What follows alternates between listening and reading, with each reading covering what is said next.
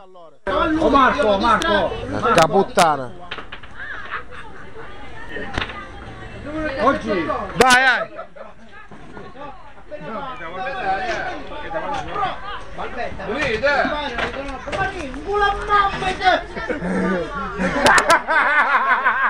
Ti scrivo su un buon mamma di Ti volevo dire che sto con gli amici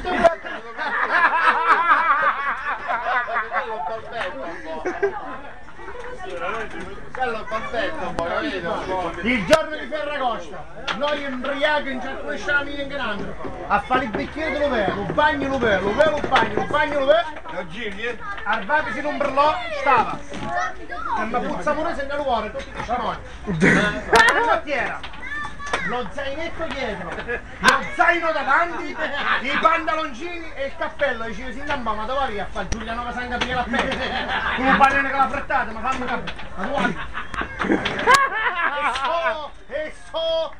Sono pronto per tornare a casa. Tu c'è, sotto un brullo come una handicappata. Non gli ha che sotto la viola a fare un bagno di tuffo, un macello. No, avvocato. Che cosa disse mio cugino in mezzo all'acqua? 10 anni. Poi disse, ma quello là con la borsa, sotto l'ombrellone, normale. 10 anni, non capisce manco quanto è lungo. 10 anni.